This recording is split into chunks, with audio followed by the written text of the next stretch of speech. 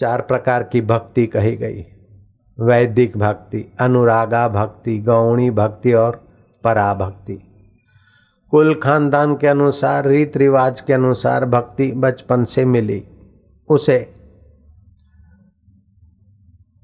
वैदिक भक्ति के नाम से कहा गया। जैसे कोई सिंधी साईं का बच्चा है तो नन्हे मुन्ने उस बालक को आ जाएगा, अचिनी माना है बन्याना दुल्हे तुंजे दलत विकाना, आयो लाल झूलेलाल। महाराष्ट्र का कोई बालक है तो गणपति दादा मोरिया, अथवा कोई गुजराती का पुत्र है तो कृष्ण गोविंद हरे मुरारी, हे नाथ नारायण वासुदेवा। गंगा तट पर कोई प्रकट हुआ है तो गंगे माई की जय, यमुने माई की जय, प्रयागराज की जय, वो स्वाभाविक हो जाएगा। मुसलमान के घर पैदा हुआ, अल्लाहु अकबर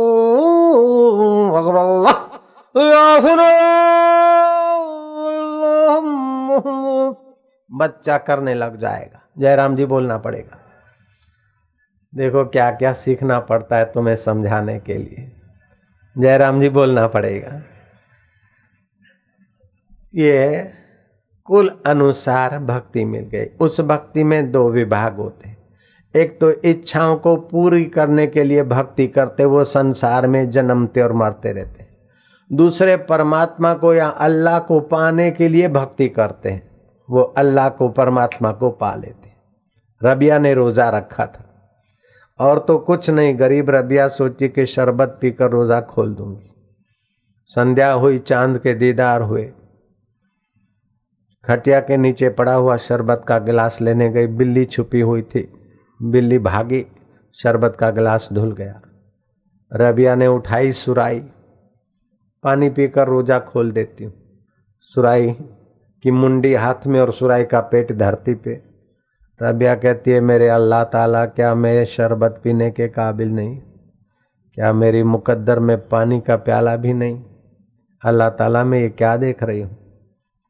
भक्त रबिया, सूफी संतों की कृपा पाई हुई रबिया के हृदय से आवाज आया कि रबिया ठहर, मैं तेरे दिल से अपनी मोहब्बत हटा लेता हूँ, फिर दुनिया की चीज़ें खूब ढेर ढेर दूंगा। रबिया कहती, नहीं नहीं मेरे मालिक, मुझे आपकी मोहब्बत, आपकी बंदगी चाहिए। रबिया को ईश्वर की, अल्लाह की प्रीति मिली, संतों का सत्संग मिला और रबिया को आत्मा परमात्मा का प्रकाश हुआ। बाद में तो रबिया ने बहुत बड़ा काम किया। लोगों की कल्पना दोजक और बिस्त की, ये सारी मनगढ़ित कल्पनाओं पर रबिया ने पानी फिराने की लीला की। एक बार रबिया बाजार से गुजरी, हाथ में मशाल और दूसरे हाथ में पानी का लोटा। कथा कहती है, रबिया से कुछ लोगों ने पूछा कि रबिया कहाँ जा रही मशाल लिए हुए? बोले तुम्हारे बिस्त को आग लगाने जा रही हूँ। अभी तुम ऐसे रहो, बाद में बिस्त मिलेगा, शराब के चश्मे होंगे, हूरें होंगी। अरे मरने के बाद भी इच्छा वासनाओं के लिए ही मरेंगे क्या? ऐसे अल्लाह को मोहब्बत नहीं की जाती? वो तुम्हारे बिस्त को मैं मशाल से जलाने को जा रही हूँ। पानी का लोटा क्यों लिया रबिया? बोले दो जग में पापी लोग जल रहे हैं, आग में जल रहे हैं, सड़ रहे हैं, वो तुम्हारे दो जग की आग को बुझाने के लिए मैं पानी का लोटा ले जा रही। पागलों, मरने के बाद बिस्त भोगेंगे या दो जग में पड़ेंगे, इस कल्पनाओं से बचकर जीते जी अपने अल्लाह ताला का रोम रोम में रमने वाले राम का आनंद दिलाने वाले किसी संत फकीर के चरणों में क्यों नहीं जाते हो? अगर है शौक मिलने का तो कर खिजमत फकीरों की, ये जौहर नहीं मिलता अमीरों के खजाने में। न बन मुल्ला, न बन काजी, न बन बम्मन, न मर भूखा, न रख रोजा। अगर है शौक मिलने का तो हर दम लो लगाता जा।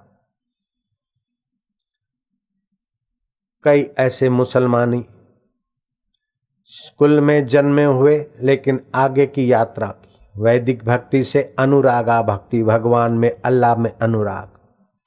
फिर इच्छाएं वासनाएं छुट्टी और बंदगी का सुख, साधन भजन का सुख बढ़ता गया।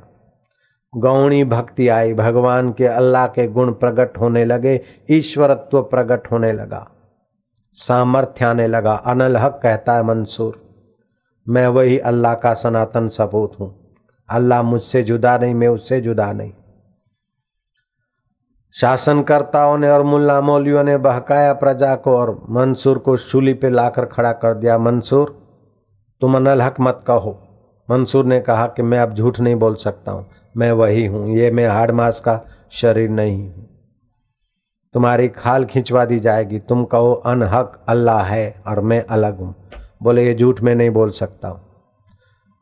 सूली पे चढ़ा दिया जाएगा। चढ़ा दो तो चढ़ा दो, ये नश्वर शरीर, जड़ शरीर चढ़ेगा। अब इस शरीर को मैं मानकर और संसार के सुख भोगने की ख्वाहिशें नहीं, मेरे अल्लाह ताला के आनंद में मैं पूर्ण हूं। मंसूर को सूली चढ़ा दिया गया, लेकिन मंसूर अनल हक कह के आत्मा परमात्मा में यात्रा में आगे बढ़ गए।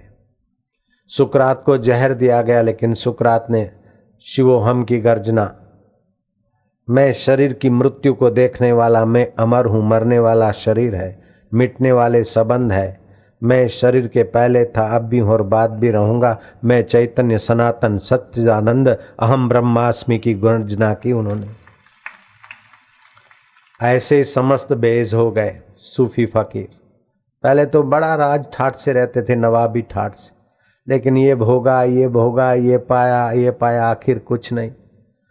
फिर सूफी संतों की किताबें पढ़ते, कुछ बंदगी के लिए कुछ न कुछ करते रहते, अच्छी अच्छी बातें एकत्रित करते, एक पुस्तक अपने तरफ से लिख रहे थे।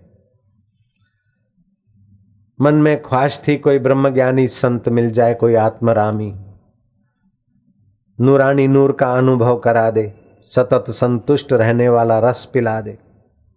विल फाइंड ए वे, जहाँ चाह वहाँ राह। जहाँ आदमी की पक्की इच्छा होती है वो रास्ता मिल जाता है। आप लोग यहाँ बैठे हो, आपकी इच्छा थी तब यहाँ आ गए और ये जगह मिल गई।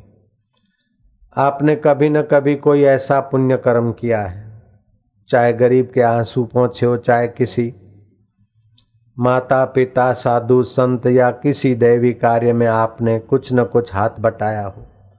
क्या पता कैसी न कैसी कोई ऐसी सेवा की है जो आपके अंतर्यामी ईश्वर को पसंद पड़ गई है, और वो आपकी सेवा स्वीकारने वाले परमात्मा ने देर सबेर आपके दिल में प्रकट होना चाहा, इसीलिए आप ब्रह्म ज्ञान के सत्संग में आ सके हो। ये उसकी कृपा है। कोई न कोई पुण्य आपका फलित हुआ है, उस परमात्मा को पसंद पड़ा है। मनुष्य काम करता है, उस समय उसको उत्साह होता है, कार्य करने के पहले उत्साह होता है, कार्य करते वक्त पुरुषार्थ होता है, और कार्य के बाद उसके हृदय में कार्य का फल फलित होता है। आप जो कार्य करके पूरा करते तो हृदय में शांति फलित होती है, धन्यवाद फलित होता है, आनंद फलित होता है, वैराग्य फलित होता है, कि नालत फलित होती है, आसक्ति फलित होती है। अगर आसक्ति और नालत फलित होती तो आपका कर्म बंधन वाला है। अगर आनंद और वैराग्य फलित होता है तो आपका कर्म दाता ने स्वीकार कर लिया है। जयराम जी। कीड़ी के पग नेवर वाजे, सो भी साहिब सुनत है। आप उस अंतर्यामी को धोखा नहीं दे सकते हो। तो वैदिक भक्ति, अनुरागा भक्ति बढ़ते बढ़ते गौणी भक्ति आती तो कुछ सिद्धियां छलकने लगती। अगर वाहवाही कराने के लिए दिखावा कर दिया तो सिद्धियां खत्म हो जाती, लेकिन लोक उपयोग के लिए कभी थोड़ा उपयोग किया और परमात्मा में लगे रहे तो फिर पराभक्ति प्राप्त होती है, अर्थात परम तत्व का, परमात्मा ईश्वर तत्व का ज्ञान अनुभव हो जाता है। ऐसे ही 4 प्रकार के जापक होते हैं।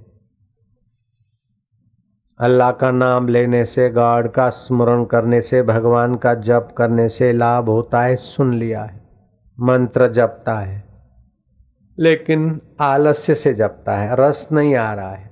मन माना कभी राम राम तो कभी कृष्ण कृष्ण, कभी हरे अल्लाह। ओम नमो भगवते वासुदेवाय। ए राम लखन, ओ झुक लो, उसको बोलना जरा ऐसा कर, मैं आ रहा हूँ। अरे बहुरानी जरा चाय रख दीजिए, मैं माला करके आ रही हूँ। अब ये माला घुमाती है कि दुनिया भर का झंझट, लेकिन न घुमाने से चलो ठीक है, नहीं से 4th क्लास जापक है, 4थे नंबर का जापक। 3रे नंबर का जापक है कि अपनी योग्यता के अनुसार अपने इष्ट मंत्र का गुरु के द्वारा चयन कर लिया और जप करता है।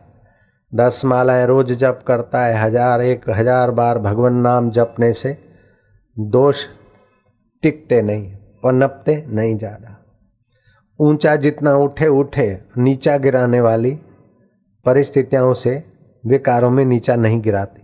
इसलिए 10 मालाएं 1000 बार कम से कम भगवान नाम जपना चाहिए। अपनी उन्नति चाहने वालों को, पतन से बचने वालों को कम से कम 10 मालाएं नियमित जपनी ही चाहिए। गुरु से मंत्र लिया, 10 मालाएं जपा, हाश ड्यूटी पूरी हो गई। जैसे स्कूल से छुट्टी मिल गई, ऑफिस से छुट्टी मिल गई, हाश बाहर लत हो, बोझालत था। मुन्ना को उसके पापा ने कहा, बेटा अगर तू प्राइम मिनिस्टर बन जाए तो क्या करेगा? बोले पापा मैं सारी स्कूलें बंद करवा दूंगा। अपनी ढपली अपना राग, मुन्ने को स्कूल जाना मानो कठिनाई। ऐसे 10 माला तो करता है, लेकिन हाश नियम पूरा हो गया। वो 3rd क्लास जापक है। गुरु से मंत्र लिया, 10 मालाएं किया। माला करने से जो पवित्रता बनी, शांति बनी, माला रख दी। अब अपने ललाट में गुरु मंत्र को देखकर थोड़ी देर जपता है, फिर जप भी छोड़कर उसी अवस्था में थोड़ी देर विश्रांति पाता है। अच्छा लग रहा है। छुट्टी के दिन 10 माला के बदले 12, 15, 18, 20 हो जाती। अब तो जी करता कि अधिक अधिक जप करूं, तो समझो 2nd क्लास जापक है। 4th क्लास से 3rd क्लास बढ़िया है, 3rd क्लास से 2nd क्लास बढ़िया है।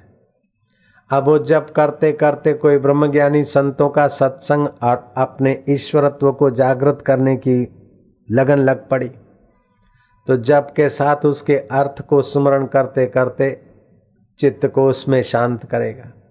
ये मिल जाए, ये कर लूँ, ये बढ़ा लूँ, बोले नहीं, बहुत पसारा मत करो, कर थोड़े की आश, बहुत पसारा जिन किया वे भी गए निराश। क्या करिए क्या जोड़िए, थोड़े जीवन काज, छोड़ी छोड़ी सब जात है, देह गेह धन राज। हाड बड़ा हरि भजन कर, द्रव्य बड़ा कछु दे, अकल बड़ी उपकार कर, जीवन का फल है। भाई अब नहीं बढ़ाना है, वो अपना आनंद लेता है, शांति पाता है, भौतिक विकास बहुत नहीं करता। आवश्यकता पूर्ति के लिए साईं ते इतना मांगिए, 9 कोटि सुख समाए, मैं भी भूखा ना रहूं और साधु भी भूखा ना जाए, अतिथि और मेहमान भी नाराज न हो, इतनी आवश्यकता बस पूरी हो गई। और खपे खपे देश विदेश में ढेर कर करके उन्हीं चिंतन में मर गए। मरा पिया कटे है, प्राण नहीं जा रहे। छोरों ने बंडल रखे, 5 रुपए का, 2 रुपए का, 1 रुपए का, 800 रुपए रखे। अब वो करोड़ों रुपया इकट्ठा किया, 800 में कहाँ वासना पूरी होगी। मोरा पिया कटे है, मोरा पिया कटे है। गला तो कब से भर गया, लेकिन वासना दिल का गला घोंट रही। चोरों ने देखा कि बूढ़े के छाती पे रखे हुए पैसे तो दान करने पड़ेंगे। कंजूस की औलाद भी कंजूस। फिर कुछ गड्डियां लाकर एकदम खोल कर जरा ढेर किया। बोले हाँ अतरा पिया पिया तो अठेरियन थे तो जी क्या मिला? जड़ता, वासना और ईश्वरत्व, ये 3 का मिश्रण मनुष्य शरीर है। जड़ शरीर में आसक्ति, वासना में आसक्ति करके बेचारा अपना ईश्वरत्व अछूता रख देता है। मंत्र दीक्षा मिली, ईश्वरत्व को छूने की यात्रा हुई, लेकिन ये खपे में पूरी ईश्वरत्व की यात्रा नहीं करता। फिर भी थोड़ी बहुत करता है तो मरने के बाद स्वर्ग का सुख उसे मुफ्त में मिलता है। उससे थोड़ी गहरी करता है तो भगवान के धाम में जाता है और फिर आकर किसी न किसी दिव्य पवित्र कुल में जन्म लेता है और फिर से अपनी यात्रा कर लेता है। कृष्ण कहते शुचि नाम श्रीमताम गेहे योग भ्रष्टोपि जायते अथवा योगी नाम एव कुले भवति धीमताम। ऐसा भक्त यात्रा करते करते मुझे पूर्ण रूप से तो नहीं पाया, लेकिन संसार का आकर्षण नहीं है, थोड़ा बहुत है और बाकी मुझे पाने का है। वो मरने के बाद स्वर्ग आदि अथवा वैकुंठ आदि लोकों में आता, फिर किसी न किसी धर्मात्मा श्रेष्ठ पवित्र कुल में जन्म लेता है, अथवा योगी नामे व कुले भवति धीमताम। ऐसा मनुष्य जीवन में उसे फिर से ऐसा अवसर मिलता और सब सुविधाएं होने पर भी वो मुझ परमेश्वर तत्व की जागृति के रास्ते चल पड़ता है। जैसे रहीदास, रघु चमार के यहाँ जन्मे बालक का नाम रहीदास पड़ा। अगले जन्म में किसी संत का वो सेवक था। अक्षम्य अपराध के कारण उसको श्राप मिला कि तुझे एक बार चमार के घर जन्म लेना पड़ेगा। चमार के हाथ का गंदा भोजन मेरे को खिलाकर मेरा भजन खराब किया तो तुझे चमार के घर जन्म लेना पड़ेगा। जन्म तो लिया अपराध के कारण, लेकिन अगले जन्म की हुई भक्ति बचपन से ही निखरी और 10 साल के रहीदास की ऐसी भक्ति अगले जन्म की चमकी कि संत तुलसीदास उनका दर्शन करने गए। मीराबाई उनसे मंत्र दीक्षा लेकर उत्तम जापक बनकर इसी जन्म में परमात्मा सत्ता का साक्षात्कार किया और अकबर उसके चरणों में भाग्य बनाने को गया। अकबर और तानसेन मीरा के चरणों में शांति पाने को जाते थे।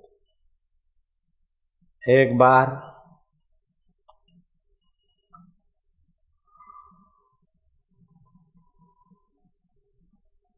अंतरात्मा का सुख मिलने लग जाए, उत्तम जापक नहीं मध्यम जापक है तो यात्रा करता रहे।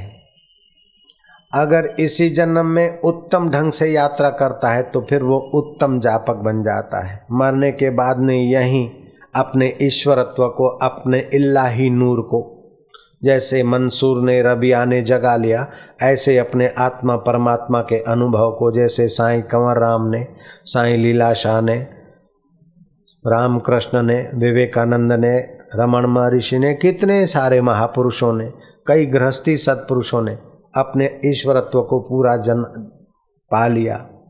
पूरा प्रभु आराधिए पूरा जाका नाम, नानक पूरा पाइए पूरे के गुणगान, तो वो उत्तम जापक माना जाता है। ऐसे उत्तम जापक की सोबत में, सत्संग में, कीर्तन में 1000 आदमी आए, चाहे 10,000 आदमी आए, चाहे लाख आदमी आए, उत्तम जापक के साथ मिलकर कीर्तन करने से संक्रामक आंदोलन पापी के पापों को हटा देंगे और उसको भक्ति रस का रंग लगा देंगे। चंचल की चंचलता क्षीण कर देंगे, अहंकारी का अहंकार कुछ क्षीण हो जाएगा, द्वेषी का द्वेष क्षीण हो जाएगा। जैसे संक्रामक रोग आप न चाहते हुए भी हैजा के या और संक्रामक रोग के वाइब्रेशन आपको पकड़ लेते हैं, ऐसे उत्तम जापक कोई महापुरुष के सत्संग में आप जाते हैं तो उस माहौल के उत्तम वाइब्रेशन आपके दिल को पकड़ के पवित्र कर लेते हैं, ईश्वर तत्व के तरफ ले जाते हैं। इसीलिए कहा गया है कि सत्संग का बड़ा भारी पुण्य होता है। सत्संग में एक एक कदम चल के जाओ, एक एक यज्ञ करने का फल होता है। श्रद्धा से बैठो तो भक्ति योग फलने लगता है, सुनो तो ज्ञान योग फलने लगता है। अंत में उत्तम जापक कोई महापुरुष संत हो तो उनके साथ कीर्तन करते हो तो जप यज्ञ फलने लगता है। पंडित कथाकार में और संत में एक फर्क है। कथाकार शास्त्र के पीछे पीछे चलता है और संत जो बोलते वो सत्य शास्त्र के अनुभव को अपने हृदय को छुआ कर बोलते हैं। एक बार पंडितों ने, काशी पंडितों का गढ़ था, पंडितों ने कबीर जी को घेर लिया कि हम न्याय, वैशेषिक, सांख्य, पूर्व मीमांसा, उत्तर मीमांसा, षड दर्शनों के आचार्य, पुराणों को तो हम चाट गए, उपनिषदों को हम पी गए और षड दर्शनों को तो हमने कंठस्थ कर लिया।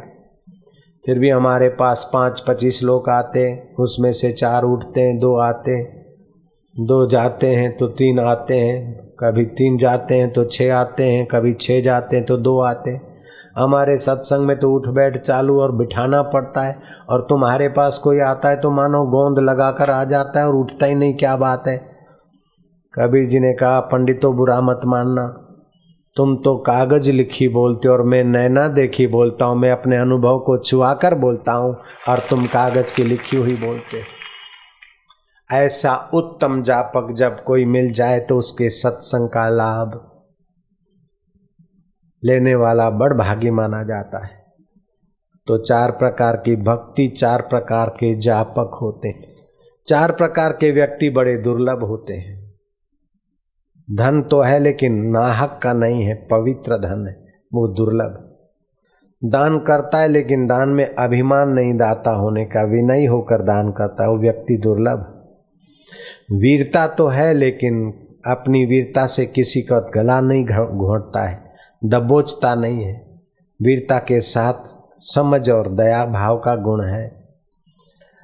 और चौथा गुण अधिकार है लेकिन अभिमान का भूत सवार नहीं तो किसी को सत्ता की कोई अधिकार मिल जाता है, अभिमान का भूत दिल दिमाग पे हावी हो जाता है।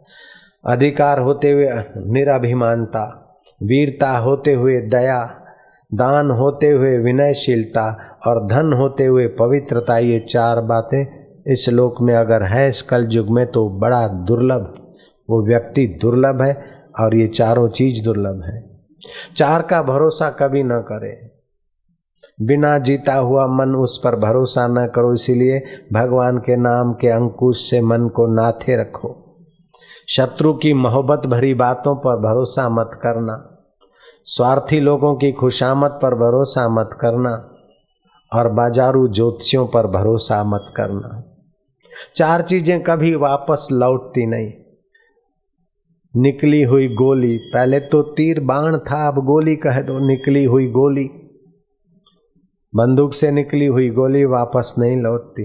बोले हुए वचन वापस नहीं लौटते, बीती हुई उमरिया वापस नहीं लौटती। इसलिए उमरिया का सदुपयोग करिए और मिटा हुआ आत्मा और परमात्मा के बीच का अज्ञान फिर अज्ञान नहीं होता। इसलिए प्रयत्न करके अपने और ईश्वरत्व के बीच के जो अज्ञान के संस्कार है उसको मिटाते जाए और एक बार 3 मिनट के लिए अपने ईश्वर आत्मा का अनुभव कर लो तो फिर मौत का बाप भी तुझे जन्म मरण में नहीं डाल सकता, तो अमर आत्मा हो जाएगा भैया। परमात्मा का अविभाज्य अंग अपने को जानने लगेगा। 4 वस्तुओं का सदा सुमरण रखना चाहिए। किसी ने आपको साथ सहकार दिया है या उपकार किया है तो उसका उपकार नहीं भूलना चाहिए।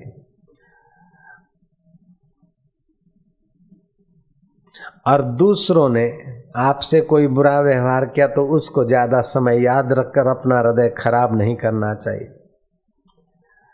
भगवान का सुमरण कभी न भूलें और मृत्यु को न भूलें। एक दिन मौत जरूर आएगी। कंधा देकर कोई उठाकर ले जा रहे और आप बाजार में रवाना हो जाए, नहीं, तनिक रुकिए कि आज इसका वारा है, कल शरीर तेरा वारा भी। एक बड़ा लोभी था, दिन रात धंधा धंधा धंधा धंधा, कुल्फी बेचता था। हुमाए की कुल्फियों की डिबियां बना के कंधे पे उठा के कुल्फी कुल्फी। पत्नी ने कहा क्या कुल्फी कुल्फी, पड़ोस में मौत हो गई है। आज दूध वाले को वापस कर दिया और शमशान में जाना, मेहमान होकर मत जाना, कंधा देना। 100 शादियों में साधु जाए तो साधु असाधु हो जाएगा और किसी की शमशान यात्रा में कोई विवेक से जाए तो असाधु भी साधु बन जाएगा। इसीलिए शमशान यात्रा का आमंत्रण न भी मिले तभी भी चले जाना चाहिए, क्योंकि वहाँ ज्ञान और वैराग्य के संस्कार पनपाने का सुंदर अवसर है, जागृत होने का सुंदर अवसर है। पत्नी ने कहा कंधा देना। मुर्दा उठाकर लोग ले जा रहे हैं, साथ साथ में चलते चलते कंधा दिया, कंधे पे आ गया वजन। बोलता है कुल्फी। अब ये कुल्फी है तेरे चाचा की, लेकिन आदत पड़ गई। ऐसे ही आपके चित्त में आदत पड़ जाए, छींक आए तो हे राम, ठोकर लगे तो हे प्रभु, सफलता होए तो प्रभु, विफलता मिले तो प्रभु, दिन आए तो प्रभु, शाम हो तो प्रभु। भगवान का स्मरण करते करते, भगवत तत्व का ज्ञान स्मरण करते करते आपका जो प्रभु तत्व है उसको ऐसा जगाओ कि वासना और जड़ तत्व तुच्छ हो जाए और प्रभु तत्व जगमगाए। इसी में मनुष्य जीवन की सार्थकता है, इसी में आपकी विद्या की शोभा है, इसी में आपके धन की शोभा है, इसी में आपकी बुद्धि की शोभा है, इसी में आपकी मनुष्यता की शोभा है। 4 परिचय अवस्थाएं। दरिद्रता में मित्र का परिचय मिलता है, दरिद्र अवस्था में। निर्धनता में स्त्री का परिचय मिलता है कि कितनी पति के साथ वफादार है। रणभूमि में शूरवीरता का परिचय मिलता है। और बदनामी हो चले फिर भी आपका बंधु कितना वफादार है, ये बदनामी के समय उसके बंधुत्व का पता चलता है। अब एक छोटी सी कहानी, थोड़ा हास्य के साथ की कहानी। पति पत्नी ने एक नन्हा मुन्ना गुरु को अर्पण कर दिया। महाराज एक बेटा जोगी बन जाए। महाराज ले गए आश्रम में। 2-3 साल के 4 साल के बच्चे को महाराज आश्रम में ले गए, पढ़ा लिखा के धारणा ध्यान करा के। 18 साल का ब्रह्मचारी हुआ। महाराज ने कहा बेटा, महामूर्ख से मूर्ख महान पुरुष बन सकता है अगर 4 बातें हो तो। एक तो शास्त्र का ज्ञान, दूसरा बंदगी, तीसरा संतों का संग और चौथा देशारटन। 3 चीजें तुझ में मैंने ठोस ठोस के भर ली, चौथा देशारटन बाकी है। जहाँ कुंभ का मेला लगता है, यात्रा करते करते जो कुछ अनजानी चीज है जानकारी पा लेना, पूछना, सीखना, बस यात्रा का फायदा यही है। ब्रह्मचारी भिक्षा मांग के खा लेते, कुछ नया दिखते पूछ लेते। एक बार बारात जा रही थी। अब वो बेचारा 4 साल का बच्चा था, तब से चला गया था गुरुकुल में। अब 18 साल का जवान, बुद्धि तो विकसित हुई, लेकिन बारात पहली बार देखी। किसी से पूछा ये क्या है, तो युवकों ने कहा ये बारात। बोले बारात किसको बोलते हैं? अरे ब्रह्मचारी तुझे पता नहीं, घोड़े पे जो बैठा है ना वो दूल्हा है और दुल्हन को लेने जा रहा है। बोले दुल्हन क्या होती है दूल्हा? दूसरा रंगरूट था। बोले महाराज तुम बिल्कुल एकदम कोरे लग रहे हो, वो शादी करने जा रहा है शादी। बोले शादी क्या होता है? लड़की के साथ मंगनी हो गई, अब उसको लाएगा अपने घर में और फिर महाराज फिर संसार के भोग भोगेंगे, एक साथ बिस्तर पे रहेंगे, मस्ती करेंगे। वो बोले कि जरा हटो जी, बोलेंगे सब महाराज ये सब खेल होंगे। महाराज बेचारा कोरा स्लेट जैसा भिक्षा मांग के कुछ खाया। दोपहर का समय था।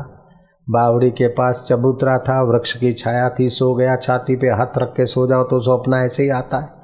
महाराज को स्वप्न आया तो मैं दुल्हा बन गया हूँ, मेरी शादी हो गई है, बिस्तर पे आराम कर रहा हूँ। और ललना कहती जरा हटो। बेचारे ने 2 करवट मारी। फिर स्वप्न दिखा था कि जरा हटो ना। 2 करवट और लगाई तो धड़ाक धुम कुएं में गिरा और बावड़ी में गिर गया। जोरों का आवाज आया। लोग जो सोए थे जगे, इधर उधर से वो अपनी पगड़ियाँ बगड़ियाँ रस्से बसे ला के ब्रह्मचारी को बोलते भैया आजा, चोट तो नहीं लगी? बोले मुझे चोट नहीं लगी, हमारे आश्रम में ज़्यादा नमक नहीं खाया जाता, ज़्यादा शक्कर नहीं खाई जाती। बच्चों को नमक और शक्कर से परहेज कराओ, नहीं तो हड्डियाँ कमज़ोर हो जाती। देखो कथा कैसी। जयराम जी की। मैं तो स्वस्थ हूँ, लेकिन उसका क्या हुआ? बोले किसका? बोले मैंने तो सपने में शादी की तो बावड़ी में आ गिरा हूँ। जिसने सचमुच शादी की उसका क्या हुआ? उसका क्या हुआ? बोले उसने अगर सत्संग किया तो फिर शाद आबाद होकर अपने ईश्वर तत्व को जगाकर मुक्त हो जाएगा। अगर जड़ता और वासना में पड़ा तो फिर तो प्रेत होके भटकेगा, न जाने कहाँ का 84 लाख बावड़ियों में पड़ेगा। कभी 2 पैर वाली माँ की बावड़ी में कुख में आएगा तो कभी 4 पैर वाली, कभी उसमें आएगा तो कभी कौआ में आएगा। जो न तरे भव सागर नर समाज अस पाई, सो कृत निंदक मंदमति आत्महन अधोगति जाई। वे लोग भागशाली हैं जो सत्संग करते कराते उसमें भागीदार होते हैं। वे लोग बड़ भागी हैं जो सत्संग में दूसरों को भी लाते हैं। और वे लोग महापुण्यात्माएं जो साधना का मार्गदर्शन लेकर असली कमाई की यात्रा प्रतिदिन करने का संकल्प करके करने लग जाते हैं। नारायण नारायण नारायण नारायण।